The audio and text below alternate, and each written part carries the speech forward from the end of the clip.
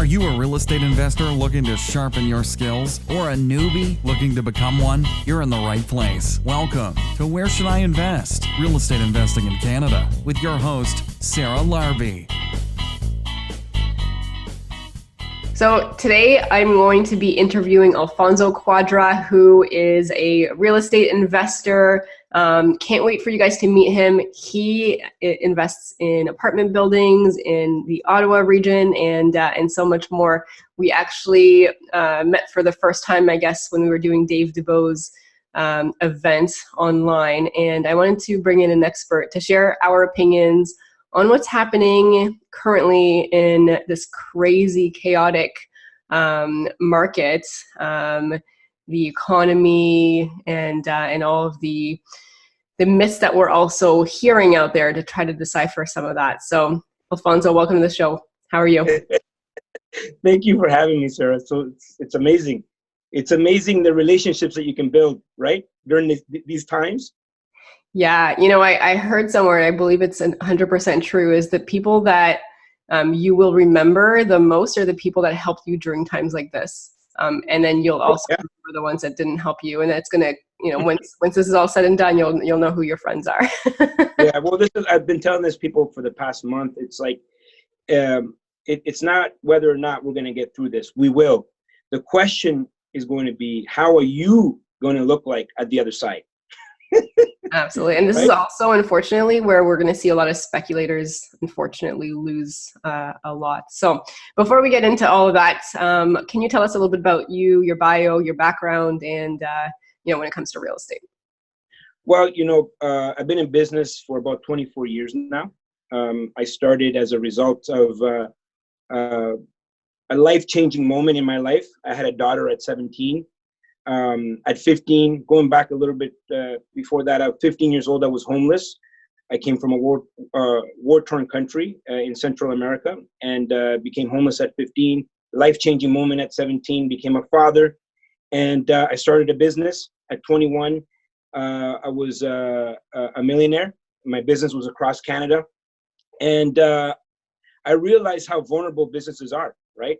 During 9/11, I was a business owner and an investor, and I realized like a lot of businesses were just non-existent afterwards.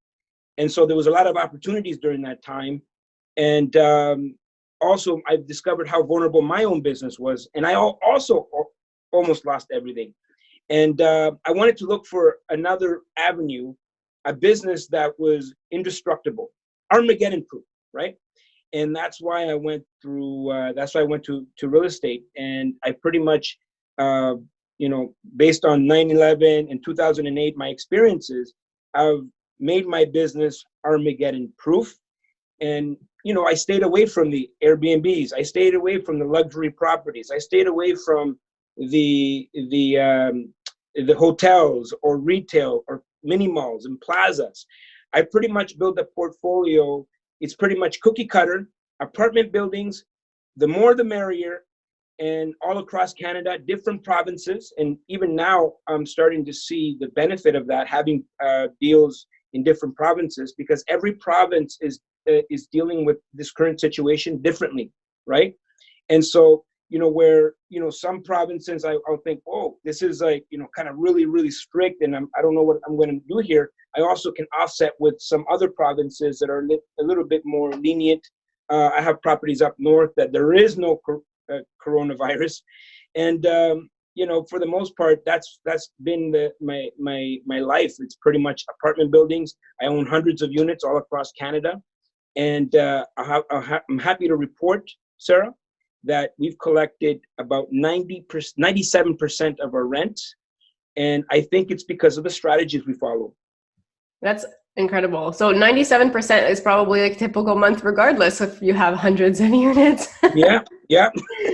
So, but we knew that from March 15th, we've been communicating, hammering, calling, talking. I had one tenant, they're like, well, I called EI and they put me on hold for 8 hours. I said, your job is to be on hold until you get an answer. That's your job, And so like some people just, you need to be very proactive. This is not the time to put your head in the sand and, just throw your hands up. It's the time to be proactive. Let's go, let's go, let's go, let's go. I know I have friends with student housing. The entire floor is cleared out, right? I have friends in the hotel industry, done, nothing. Airbnb, gone. And so those type of specialty markets, for whatever reason, I've always stayed away from, even though they were very lucrative. Like people are like, oh, Airbnb. And I always said to myself, you know what? I love that strategy and I stay at Airbnbs all the time. It just doesn't fit in my model, my Armageddon model, right? And this is what I'm finding now. That's really interesting. Okay, so there's a lot of stuff that you've said that I want to kind of dissect a little bit, but I think just to go back to one of the first things I'm like, oh, I want to ask you about this. You're invested in a lot of different provinces and you're seeing a lot of different things. Can you just give us an overview of like, which provinces are really, helping maybe investors the most or landlords the most, and which ones you're seeing that, hopefully they step up a little bit? Well, I'm seeing, for example, the communication from the premier is important. And I don't know if it was a slip of the tongue, but here in Ontario, we had our premier tell people, you do not have to pay your rent. And to me, that is, I'm not a politician, right? I'm not a politician. I'm not pro parties, but you just have to, you have to realize what a single statement can do to an industry, right? And so we had to combat that and bring people back to reality where it's not true. You do have to pay your rent. Even if you don't pay your rent, at some point the rent is due because a lease is a legal binding contract, right? And so, you're not going into the grocery stores and taking food. I mean, not paying your rent is a form of theft, right? You're breaking the law, right? And so they're like, well, what can we do? Well, you can go to, legal aid. There's a lot of benefits out there, right? So I think the communication is key for the provinces. I think some provinces are doing a better job in that communication. For example, I have properties in Saskatchewan, and the communication has been, fair. Of course, we have to be sympathetic. We have to be, we have to understand the situations and where we are. But, I never heard, don't pay your rent.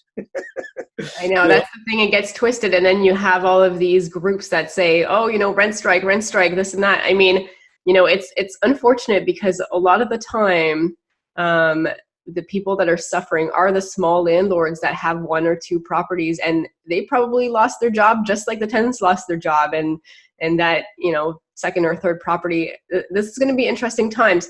So one of the things I do want to ask you, and you said you've made it Armageddon proof. Can you give us some specifics and some details so that, the listeners can take some things away with them to say, okay, this is what I need to change in my business moving forward, or I need to adapt ASAP? So cash flow, cash flow, cash flow. And it's a word that we all love to say, and everybody says it, but sometimes we compromise on cash flow for appreciation, right?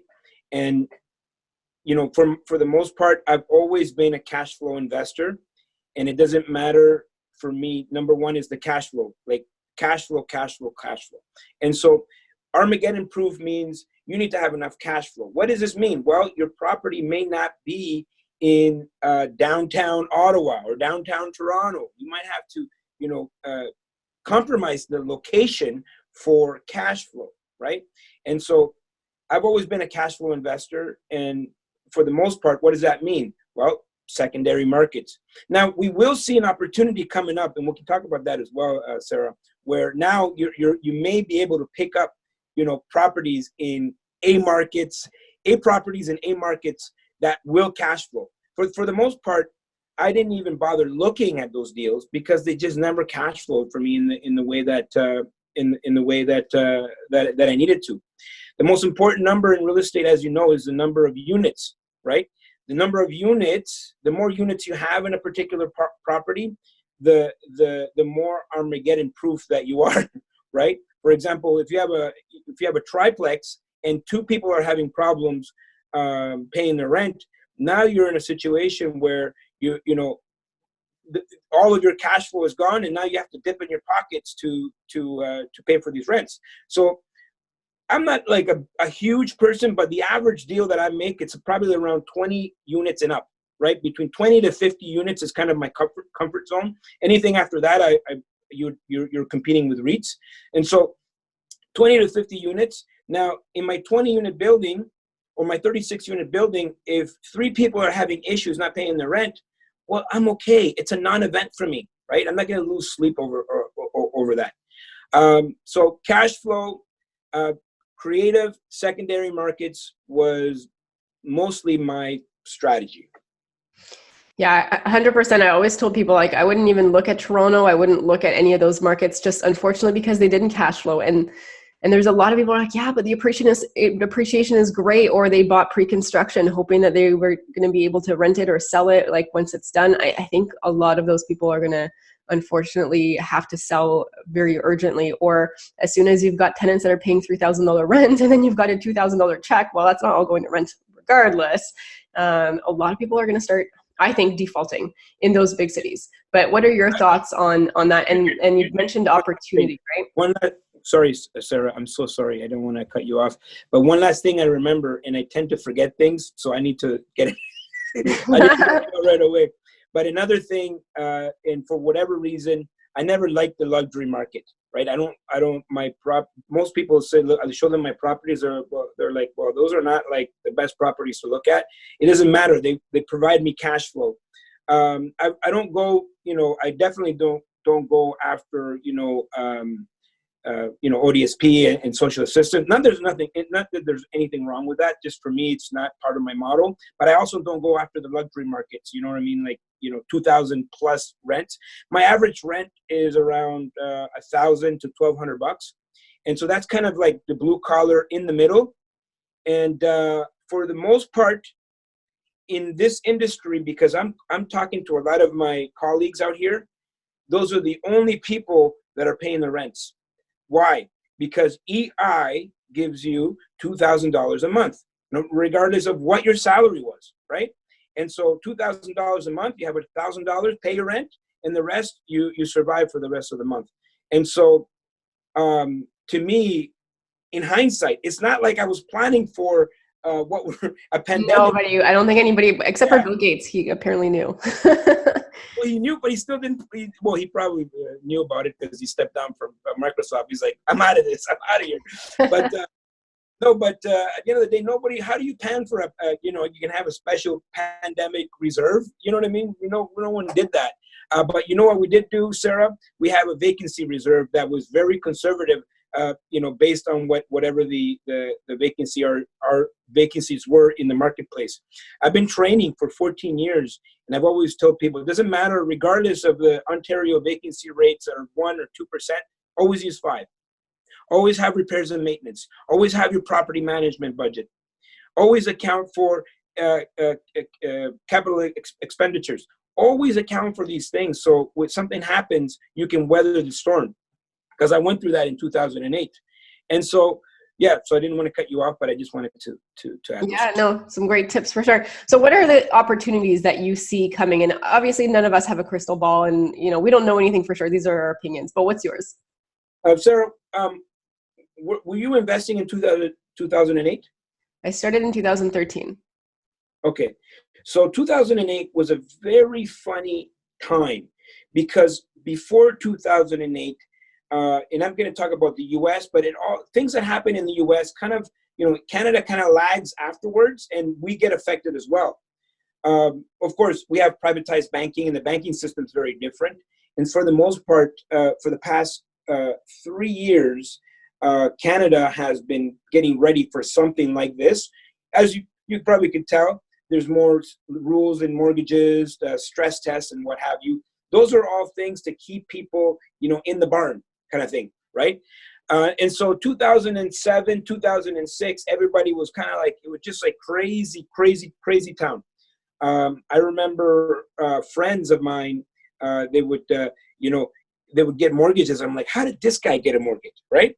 And so all these things were happening. Then 2008 happened, and the only mortgages in Canada that, I'm talking about apartment buildings, that they were allowing were insured mortgages, CMHC mortgages, right? CMHC needs to underwrite the deal, and they would do that mortgage during that small window, right? And so no one was buying multi-unit properties. And so this was an opportunity to go in and negotiate something that was outside of the norm, creative, right? This is when you can do your lease options. This is where you can do your vendor takebacks, all of that stuff, which I was doing before anyways, right? Now the opportunity is now you can be more creative because of the special, the multifamily. Most of the values are based on the income it provides, and so I'm not too worried about, like to see a huge drop in real estate. I'm not even expecting that. I'm just more looking forward to the creative deals that I'm going to be doing in the next year or so. And so that is the opportunity where some sellers needed to sell, and for whatever reason they couldn't. Now they're like, we really have to sell, because it's scary to not know what's going to happen next as a result of all of this, right?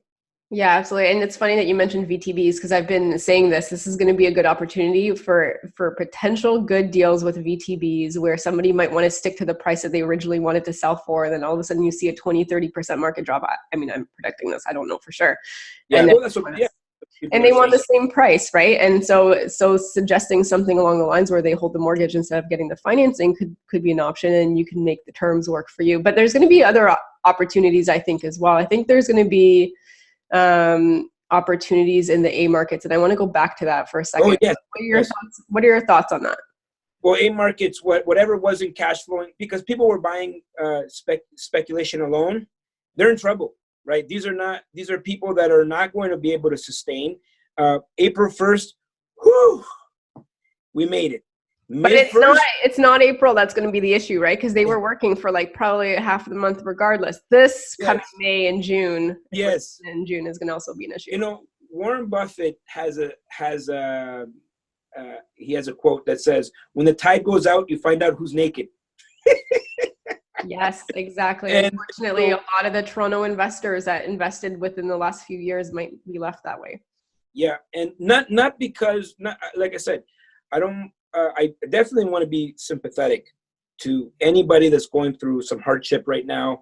I mean, coronavirus is not only deadly, but in terms of the virus itself, but there's a lot of people that are going to be committing suicide as a result of this. I mean, like people's finances are going to be just wiped out, and so like we're not as investors. It's not about taking advantage, but there are opportunities that you can capture regardless of the fact, right? Yeah, and I'm glad that you mentioned that, because I think a lot of the listeners already know that ultimately that like that comes first, health comes first, family comes first. We're doing real estate because of those things.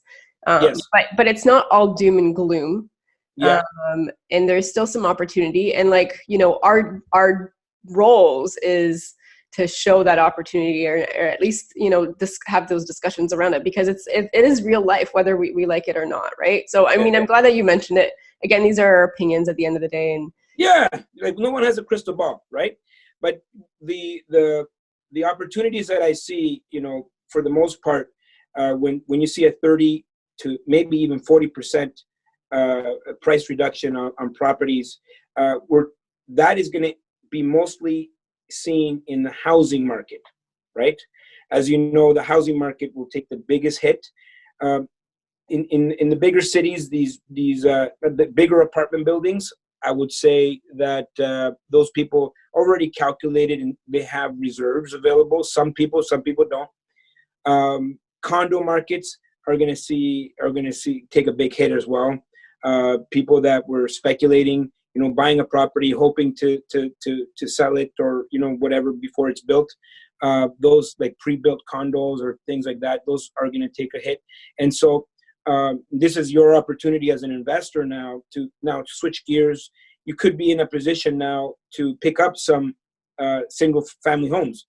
2008, I was in the U.S. Even though I stay away from the single family homes, this is another great time to maybe look at a single family home that you can flip, because that could be another opportunity where now things start to make sense in the A markets in Ottawa, Toronto, Vancouver. There could be something else happening, Sarah, because of our banking system. It could be, and let's play both sides here. It could be the whole entire world is scared, and they're still going to want to come to Canada and put their money here, even though there's no mortgages or what have you. So there's also that side of it as well. Yeah, that's a good point. And I do want to add, because a lot of people are asking me what's going to happen, what I think is going to happen. But, I think part of the things is we need to look and do our own research on the data, right? So like how many people are losing their jobs? Are those jobs, are they going to come back to those jobs, right? What's that unemployment rate? And then what are we doing with the borders? And what are we doing with immigration? Is that continuing as planned, or is that going to be halted for a while? So I think, to me, that's going to determine a lot of that supply and demand that's going to happen, in addition to the people that saying, oh, you know what, Canada has a little bit safer financial, guidelines, and I'd rather invest my money there versus somewhere where I'm going to like literally lose it if I leave it in the bank. Yeah, that could probably be the case too. And hopefully, I think we need that to keep our economy propped up. Yeah, there's a lot of money that's going to be thrown around. I think there's okay. So what are the governments trying to do right now? They're trying to stimulate the economy. Right now, they're trying to sustain the economy, and then they're going to move to stimulating the economy by throwing money at it, right? Throwing money at it. And I think about this, Sarah. We're indoors for 3 months, let's call it, and all of a sudden people get all this money that, tomorrow is the day to apply. I have 11 companies, right? So for sure, I'm applying for, I'm applying for all the whatever's available to me as an investor and as an entrepreneur. I do have a payroll. I employ a lot of people, and for the most part, right now, I haven't had to lay anybody off, right? And so I want to continue that. I want to continue to pay the bills and keep the light on and whatnot in terms of our businesses. And so, at the very beginning, I think when we're allowed to go outside, and if you can imagine this, it's like, people, have you been to the grocery store? Okay, so this is going to sound horrible, but like I've been sending my chef to go for me, and then my boyfriend. I haven't gone out for like 3 weeks. Okay, so I didn't go out either. Okay, and then this week I was at the grocery store. It's so weird. It's like you're in a movie. I've heard and I've seen pictures. Yeah. Look, people, I'm smiling at someone from across the way, and they're like turning away. Like, you can't get coronavirus from smiling at someone. You know what I mean? And so, but it goes back to like, I think a lot of people lost their jobs, they're depressed, and unfortunately, it's going to go back to the suicide rates. And so my boyfriend is actually a police officer. So wow. Here's what's going on, and like that's definitely starting to creep up. Like, he's not in that division per se. But like it's real, unfortunately, right? So it's like then you have like all of the people that have mental concerns, and they're potentially depressed, and they can't really do anything about it. They can't go anywhere, and then all of a sudden, like, you have to weigh: is it better to have Corona increase a little bit versus like everything else? Because there's other things that people are going to have coming out of this.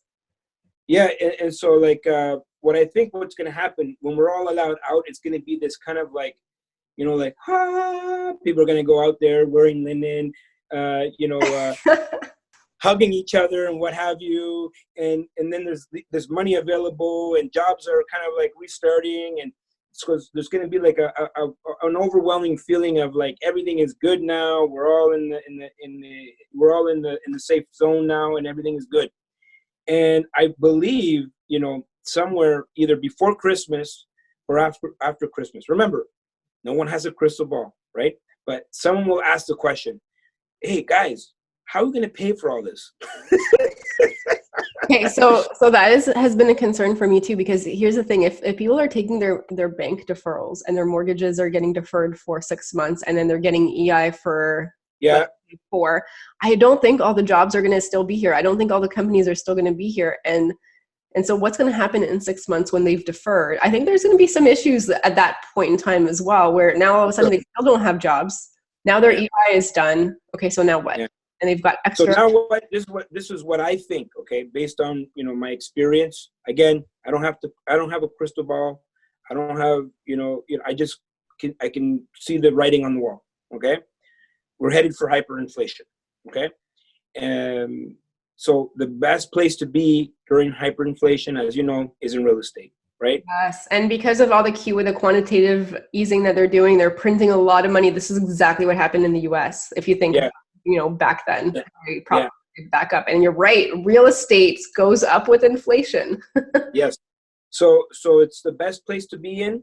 So like I said, what are the things that you can do right now? What can you do right now to make your situation better? Because that's what this podcast is about, right? That's what you're trying to provide people with tangible things that they can use. Number one, accept that nothing will be the same again, right? It's very easy to be in denial, right? It's like, well, it's going to get better and don't worry. No. Start accepting and working towards what you can do. What can you cut? What is unnecessary?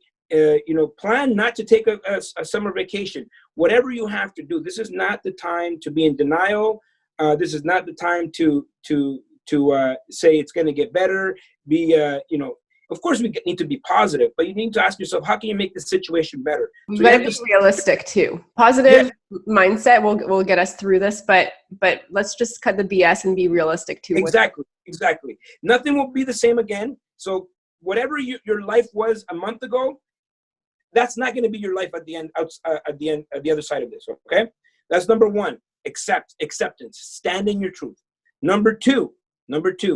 This is the perfect time to build relationships. As you know, Sarah, I reached out to you. I saw what I saw you on the webinar, and I'm like, oh, that's a really interesting person. I'm going to reach out, right? And now we're doing this podcast as a result of that. This is the time to build relationships. All the people that your investors, your potential investors, they were too busy to take your call. Guess what? Now they're all sitting at home. Right? This is the time to build those relationships, and not for a monetary reason, but also just for your own sanity. Just like, talk to like-minded people in the industry. I'm reaching out to a lot of colleagues. I'm like, okay, so how are you dealing with this? And how are you dealing with that? And it's just another way to solidify your business. And then number three, I would say, get ready. Be in a position where you have cash on hand, because that right now, this is where we're headed. We're heading into a situation where lending is going to be very difficult. I was talking about 2008. I don't know if I got to the point where lending pretty much disappeared. And so cash. Be in a position where if you don't have cash, how can you refi? Right now, I've been working on some refis. Money's cheap. The problem is people can't get into properties. They can't do inspections. They can't do appraisals. Well, are you able to use the impact? Okay, we'll use that. Boom, let's refi it, because the money's cheaper than it's ever been. The problem is no one can use it. It's like gas, right? Gas is, how much is gas? I think I saw it at 57 cents, but no one can go anywhere. I know, that's the thing, right? And that's the issue. Yeah. So, the other thing. Get ready. So get ready. Absolutely get ready. And so what are your thoughts about mortgage deferrals? I would not use that as a cash flow strategy. Absolutely not. If you're an investor that believes that your tenants, if they have the capability of paying their rent and they don't, if you think that's wrong, it's also wrong for you to get a deferral when you don't need it. 100%. I personally, as an investor, I don't believe in doing it unless you absolutely have to do it in order to keep your property. Absolutely. But here are my concerns. My big concern with it is, like, you're gonna want some opportunity in the next 6 months, as things will show up, and there are going to be some great opportunities, in my opinion. You're going to defer your mortgage payments. Do you think the bank is going to loan you on something new? Or no, do you for sure. be able to refinance? You know what? One of the things that I do want to add, I got this amazing tip from my mortgage broker, Dalia Barsoum, is if you don't need to do it, but you are cash strapped, if you're in an advanceable mortgage, like Scotia or RBC or something. And you can, so oftentimes you've actually built up a line of credit that you don't need to requalify for. You just call your bank and they give it to you.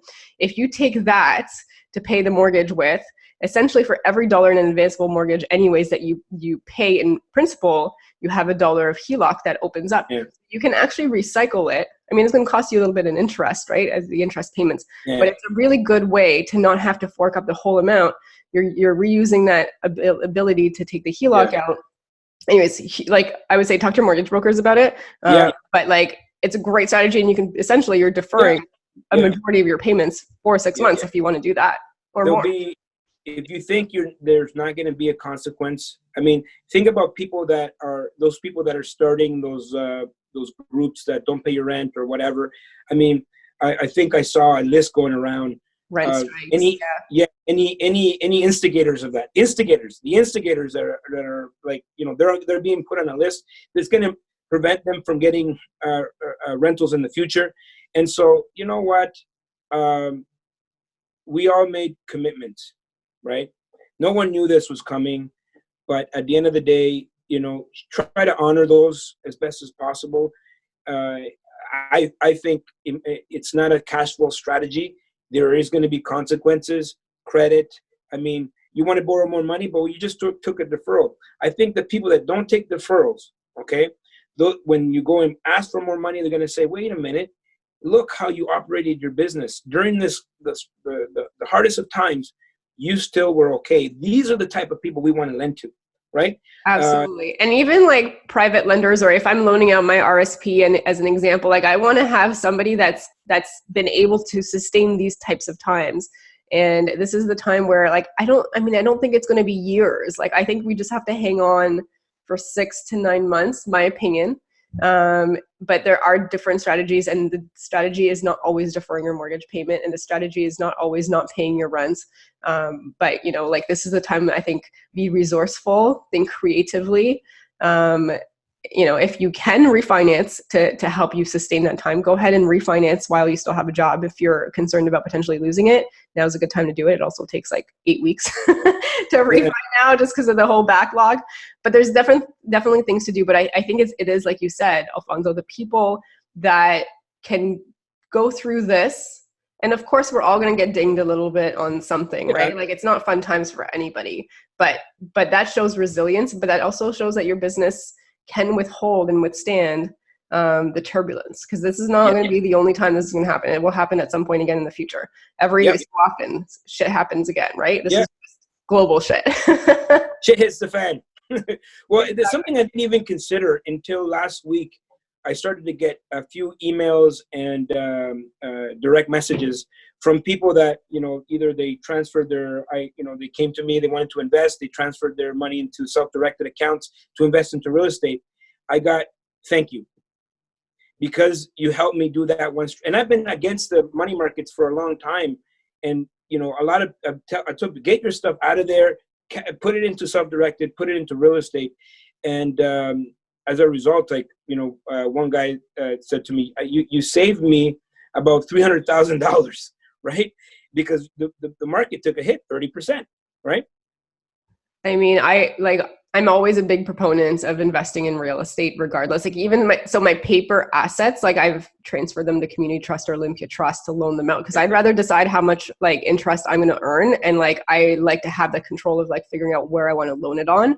And then I do have like Questrade, that some stuff, but it's like fun money. Like, if I lose it, I don't care about it. You know what I mean? But the real estate game, I mean, it just goes to show you that if you do it right, but you also plan for the worst. So plan for the best, plan for the worst. Armageddon proof. Exactly. Because it could be very bad also. So I think that's the other part. And then screening tenants, right? Especially in places like Ontario. I was listening to something where like somebody's got like an 8-plex, and all the tenants decided to rent strike on the 8-plex and not pay anything. That really sucks, right? There's going to be some really horrible things that will happen, but if you plan ahead with some contingencies as much as possible, communication, you screen your tenants and you communicate. And you are a good landlord too. Like, unfortunately, this is the time where a lot of like tenants are like, you know what? I don't like my landlord. They screwed me over on this and this and this. Retaliation. And you don't want to see that, but like, you can see it happening. Um, Yeah. And and it's so unfortunate. It's so unfortunate. yeah. And to me, there's two sets of tenants, right? There's the tenants that like truly will not be able to pay. Happy to work with them, different story. And then there's the tenants, luckily I don't have any of those because I screen my tenants like crazy before they come into my properties, and I do treat them well. But there's going to be unfortunately some tenants that, will use this as a reason to just skip payments. Unfortunately, sometimes just like other people are going to use their mortgage deferral to skip payments too when they don't truly need it. Same thing. Yeah. Well, I'm talking to some lenders, and they're like, "Listen, we had one guy just did a refi, pulled out $400,000, and now he's asking for deferrals. Like, you just pulled. I mean, like, how dare you, kind of thing, right? And those people, like, if you need it, like, you don't want to make the situation worse, right? And also, knock on wood, like everything has gone okay for you as well. But there is people that, people in the hotel industry, restaurant industry. I mean, there's people that are really, really in tough shape in terms of entrepreneurs. And, my message for those people is like, you know what, do whatever you got to do. Take advantage of any type of deferral, anything possible out there. And you just make sure you're standing, make sure you keep your mindset right. And know that all of this is going to pass, and keep fighting, keep at it. Don't be in denial. This is not the time. Fight. Yeah, and again, that's a different type of person too, right? Those are truly the people that should get that help from the extensions and the funds that we have. Yeah. So I do want to ask you one thing, because you mentioned Airbnb. And you mentioned Airbnb may not be, but let's define what that means, because to me, I might have a little bit of a different view depending on where this Airbnb is. But why do you think Airbnb was not the right solution? And then what market do you refer to when you say that? Okay, so basically, Airbnb was something that came onto the marketplace, and I've been doing workshops for 14 years. I've been trading on real estate for a long time, and when this came into the marketplace, I was just like, number one, it's just like Uber, right? Some cities allowed it, some cities didn't. Now they're starting to come around, but there's laws and payments. And the very first market that I saw that happened to was Montreal. So Montreal completely stopped Airbnb, and they put in laws. And that was before Ontario even thought about it, or anybody else. I mean, Quebec was like, this was like 4 years ago, right? And so I'm like, that seems very volatile, because I don't, there's only certain things that I can control, right? And my investments, the appreciation, these kind of the fact that you can do Airbnb, all these things, it's like gravy, right? But my model needs to cash flow regardless. And so what I was finding was that anytime I looked at a property that, okay, could I do Airbnb in it? Like, is this a possibility? Then it started to be like, okay, well, it doesn't work because of where it is. And so I wasn't going to chase an Airbnb opportunity. If it's something that I could do, I would do. And I am looking at some opportunities of Airbnb, but that's the gravy, right? Because if it goes away, I should be able to go back to traditional, because that's been always my model, right? It's just like traditional rents, $1,000 to $1,200 a month. And so where a lot of people were making a lot of money, and I have to tell you, I was jealous a little bit. I was like, what, I want to do that. Then I talked to the insurance company. No, we don't want that. Don't you dare touch that, or whatever. And then the banks don't like financing them either. Exactly. Your lenders are going to drop you. So I was like, okay. It was never part of my business model. And never knowing, how could I know a pandemic no one could know this, but those are the people that are being hurt right now, right? Because it's such a, at the end of the day, people need food, water, clothing, and a roof over their heads. 100%. So here's my thoughts on it. And I agree that some Airbnbs are going to not do so well, the ones that rely on people traveling and coming into the markets. Personally, I think the cottage Airbnbs are going to do well, as people are not traveling so much out of country anymore. And they may say, sure, I'm sick of being in this apartment or the condo. I need to get out and have some space. So I think that's going to do well. And then the other thing I was thinking of, there's going to be, unfortunately, a lot of divorces coming out of this, I think. I think so. Okay. So, I mean, hopefully we're not ones of that, hopefully our relationships and all of you guys are good. But I think it's going to be a real thing, right? Like being confined 24 hours a day with somebody else, like you can only take so much. So at some point, these people will say, you know what, I'm out of here. And before I need to like really look for, once we're allowed out, or even before I really look for something to be there more permanently, I just need to get out. And so I'm thinking like there could be a strategy with Airbnb where it's like even vacant, like nothing inside, bring your stuff, like what you want. And then it's like temporary. And at least you get paid up front. You don't have to worry about the tenants not being able to pay. No, I agree. But I think there's going to be some different opportunities. And I will say Airbnb, I was looking at the website yesterday. They're offering quarantine places. No, they're offering grants. This just came out of $5,000 to super hosts that qualify. So you'd have to have like 2 or less properties if you can show that your income has been dramatically decreased because of that. And I thought that was really good. And there's like no strings attached. They're grants. You just have to prove that like, your income has been affected. Like obviously if you have 20, you don't really qualify. But I thought that was really cool because they're actually showing to me that they're caring about their customers. And as landlords, we don't get a lot of that from the government in general. So when I look at what Airbnb is doing for us, I'm like, maybe I should just turn a few more of my properties into Airbnb. Hey, you have a lot of properties there. Do you do a lot of Airbnb? I have a cottage at Airbnb, triplex, and I'm doing a burr on the Burlington one. I was thinking of Airbnb-ing that, depending on what happens with the market. Don't know what we're going to do with it yet, but I was going to move into it. I think we're not moving. We're going to stay in Oakville for now. But well, that's another thing. If you want to pick up a cottage, this is the best time. Yeah. You know what? I think like in like another month, a month or two, I think it's going to be the best time because if that's exactly the same thing, right? People have 2 houses and they're like, crap, I'm unfortunately, I don't have a whole lot of work anymore and I'm going to have to liquidate something because I need the cash. They're not going to sell their primary. They're going to sell the luxury, right? The cottages and that kind of stuff, the boats. You want a cheap boat. And no one's going to be lending on cottages. So I want to say there's a great opportunity for seller financing. You can probably go into cottages like 100% seller financing, 100% seller financing. Because then that becomes an income that becomes a, like a tax deferral strategy for the seller. And also it becomes a bit of an income for them to offset what they've lost.